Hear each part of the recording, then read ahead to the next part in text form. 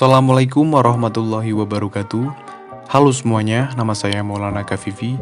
Di video kali ini saya akan menjelaskan materi mata kuliah hidrologi terapan tentang analisis frekuensi. Oke, namun sebelumnya saya akan memperkenalkan anggota dari kelompok kami, yaitu yang pertama ada Aris Junianto, terus yang kedua ada Maulana Kafifi, yaitu saya sendiri. Terus yang ketiga ada Novan Surya Arifin. Terus yang keempat ada Diva Al-Ihsan. Terus yang terakhir ada Teguh Herman Susilo. Oke, lanjut saja ke pembahasan materi yang pertama, yaitu ada pendahuluan.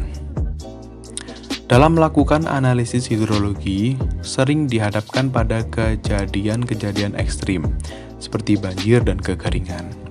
Banjir mempengaruhi bangunan-bangunan air seperti bendung, bendungan, tanggul, jembatan, korong-korong, dan sebagainya. Bangunan-bangunan tersebut harus direncanakan untuk dapat melewatkan debit banjir maksimum yang mungkin terjadi. Oke, lanjut. Tujuan dari analisis frekuensi tersebut adalah mencari hubungan antara besarnya kejadian ekstrim terhadap frekuensi kejadian dengan menggunakan distribusi probabilitas. Dengan analisis frekuensi, akan diperkirakan besarnya banjir dengan interval kejadian tertentu seperti 10 tahun, 100 tahunan, atau 1000 tahunan. Lanjut yang berikutnya yaitu mengingat kembali prinsip statistik, yaitu dibagi menjadi 3. Yang pertama ada variabel hidrologi, yaitu menerapkan ukuran dari fenomena hidrologi seperti debit sungai Q, kedalaman hujan B, dan sebagainya. Sebuah nilai numerik dari variabel disebut variat atau variet. Misalnya, debit Q sama dengan 100 meter kubik per detik, kedalaman hujan P sama dengan 90 mm per hari. Yang kedua ada distribusi atau distribution, adalah data yang disusun besar menurut besarnya, misalnya data debit banjir. Dimulai dari debit banjir terbesar dan berakhir dengan debit banjir terkecil atau sebaliknya. Terus yang terakhir yang ketiga ada distribution probabilitas atau probability distribution. Adalah jumlah kejadian dari sebuah variat diskret dibagi dengan jumlah kejadian data. Oke, lanjut. Mengingat kembali prinsip statistik, yaitu ada 3 lagi. Yang pertama ada frekuensi atau frekuensi adalah jumlah kejadian dari sebuah varian dari variabel diskret. Kemudian ada interval kelas atau class intervals adalah ukuran pembagian kelas dari suatu variabel. Kemudian ada distribution frequency atau frequency distribution, yaitu suatu distribusi atau tabel frekuensi yang mengelompokkan data yang belum terkelompok menjadi data kelompok. Oke, lanjut, next. Ada tendensi sentral. Nilai rata dapat digunakan untuk pengukuran suatu distribusi dan mempunyai bentuk berikut ini. Oke, di sini ada rumus ya. Ini ada X, ini adalah X bar. X bar sama dengan jumlah dari X1 sampai dengan Xn, N itu adalah data, jumlah data, dibagi dengan jumlah data. Dibagi dengan jumlah data. Ini ada penjelasannya, yaitu ada X bar itu rata, X1 yaitu variabel random, dan N itu adalah jumlah data. Oke, lanjut berikutnya. Dispersi. Penyebaran data dapat diukur dengan deviasi standar atau standard deviation. S ini ada rumus lagi ya. Ini ada S adalah deviasi standar, yaitu cara mencari S ini adalah akar dari jumlah X1 dikurangi dengan rata-rata atau X bar, terus dikuadratkan atau dipangkatkan 2, dibagi N1, terus diakarkan lagi. Ini mencari standar deviation atau S. S ini deviasi standar. Oke, berikutnya lanjut ada koefisien varian. Koefisien varian adalah nilai perbandingan antara deviasi standar dan nilai rata yang mempunyai bentuk. Ini ada rumus lagi yaitu CV sama dengan S per X. Lanjut, deviasi standar dan koefisien varian dapat digunakan untuk mengetahui variabilitas dari distribusi. Semakin besar deviasi standar dan koefisien varian, semakin besar penyebaran dari distribusi. Lanjut berikutnya yaitu ada kemencengan skewness.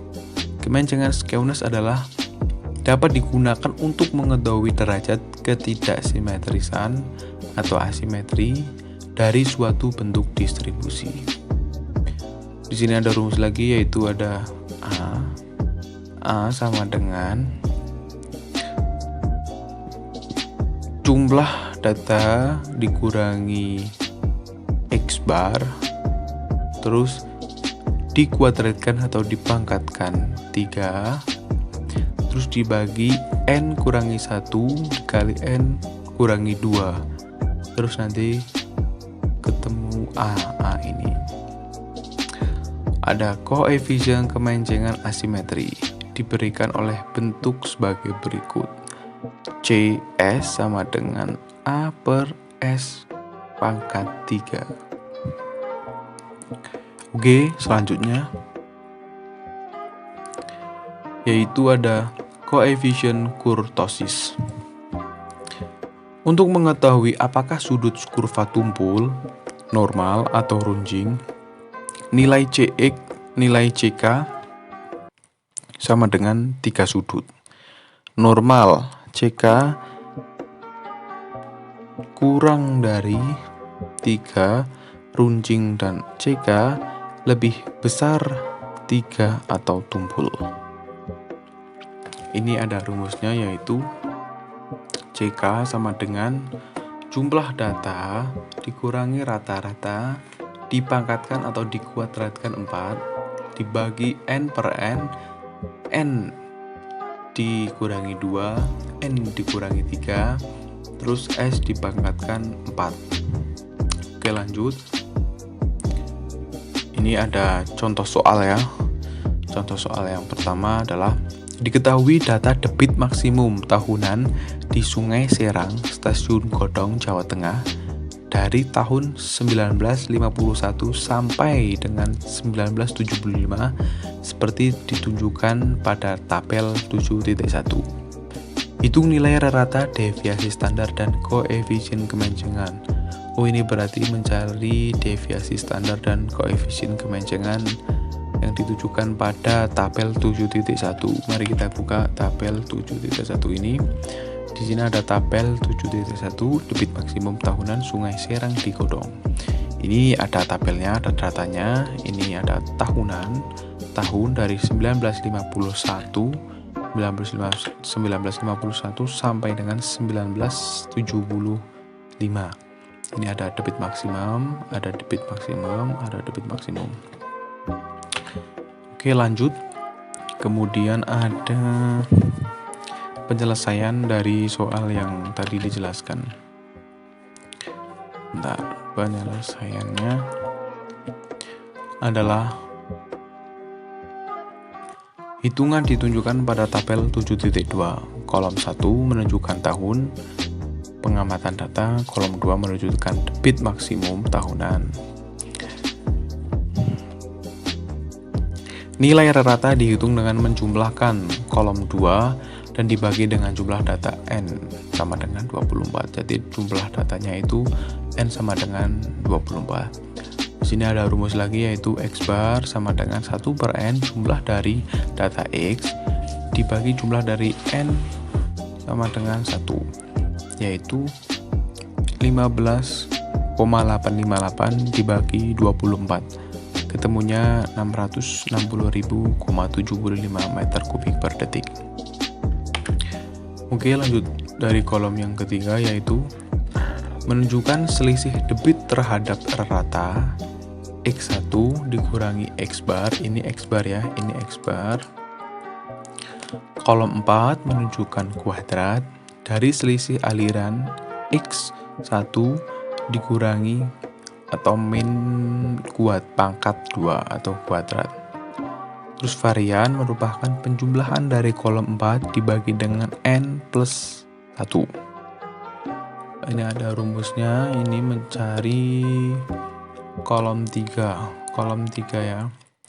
Ini ada S pangkat 2 sama dengan 1 per N dikurangi 1. Jumlah data dikurangi X bar, itu dikuadratkan 2, yaitu sama dengan 160.877 dibagi 24 dibagi dari 24 dikurangi 1 sama dengan 6.994. Terus mencari deviasi standar, yaitu hasil dari ini 6994 ini diakarkan, ketemunya jadi 83,6 meter persegi per detik.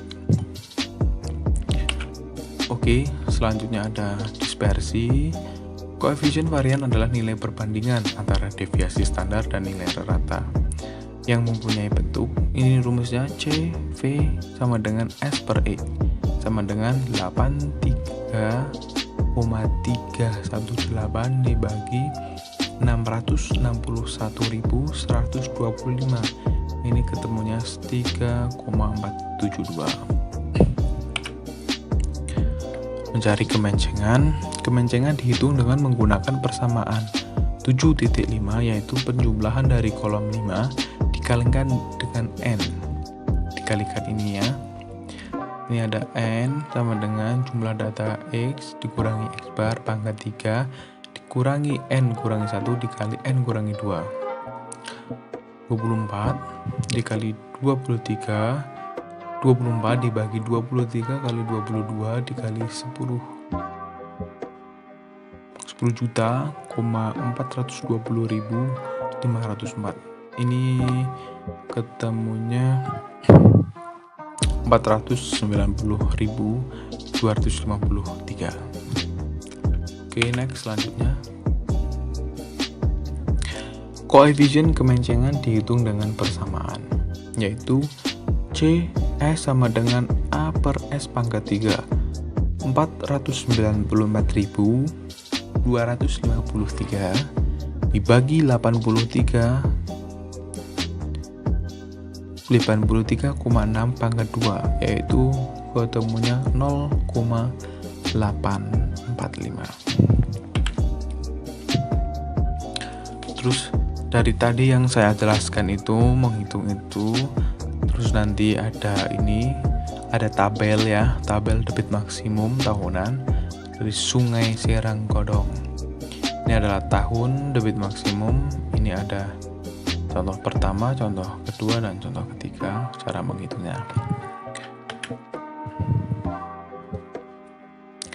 Oke, lanjut ke berikutnya. Ini tabel yang tadi dari tahun 1951 sampai dengan 1975. Ini ada tabel debit maksimum, ini ada tahun debit maksimum, debit maksimum, debit maksimum. Ini diurutkan dari tahun ke tahun, dari 1951 sampai dengan 1975. Oh iya. Ini merupakan dari soal dari kelompok kami. Soal yang kita kerjakan, namun ada perbedaan karena disuruh menambahkan dari angka terakhir 2 digit NIM.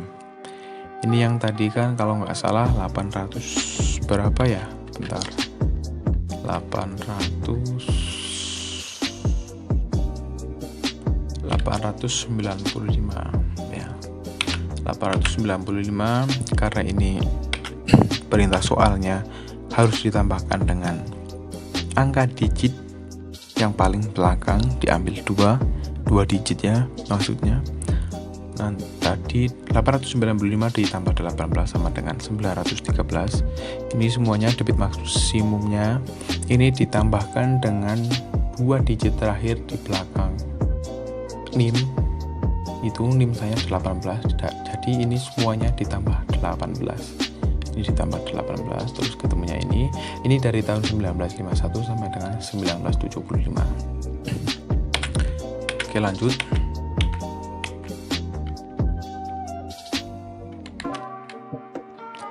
Rata-rata X-bar sama dengan ini yang sudah saya jelaskan tadi, yaitu 16,299 dibagi 24 sama dengan 679.125 meter kubik per detik.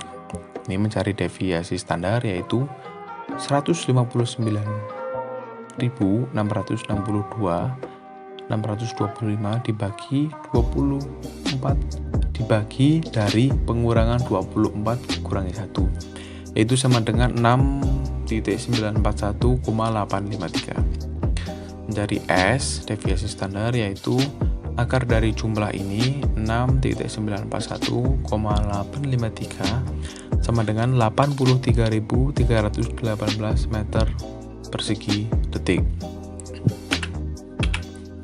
Kemudian ada dispersi CV, ada kemencengan A. Ini dari hasil tadi 83,318 terus dibagi dengan 679,125, ketemunya 0,123. Ini adalah kemencengan sama dengan A. Ini adalah 24 dibagi 24 kurangi 1 dikali 24 kurangi 2 dikali dengan jumlah yang tadi 10 juta ya, 10.363.173. Ini sama dengan 491.533,919. Oke, yang berikutnya ada koefisien kemencengan atau CS. CS sama dengan A per S pangkat 3. Itu hasil yang tadi 419.533,919 dibagi dengan 83,318 sama dengan 0,850. Oke, yang selanjutnya ada koefisien kurtosis atau CK. Dikarenakan koefisien kurtosis CK lebih besar, maka sudut kurvanya adalah tumpul. Ini adalah 24 pangkat 2 atau kuadrat dibagi 24 kurangi 1, 24 kurangi 2, 24 kurangi 3 dikali 83,318 pangkat 4 dikali 4, 24, 682,0388. Ini sama dengan 4,777. Demikian penjelasan soal di atas. Untuk lebih jelasnya bisa lihat pada video di bawah. Ini nanti tugas ini saya kirimkan jadi satu, yaitu pada format zip. Nanti perhitungan Excel dan PowerPoint dijadikan menjadi satu. Nanti link video ini saya upload di YouTube dulu, terus akan masukkan ke PowerPoint-nya. Terima kasih, mohon maaf bila ada kesalahan-kesalahan dalam menjelaskan video pada penjelasan materi tentang analisis frekuensi. Itu saja yang bisa saya sampaikan, kurang lebihnya mohon maaf. Wassalamualaikum warahmatullahi wabarakatuh. Thank you.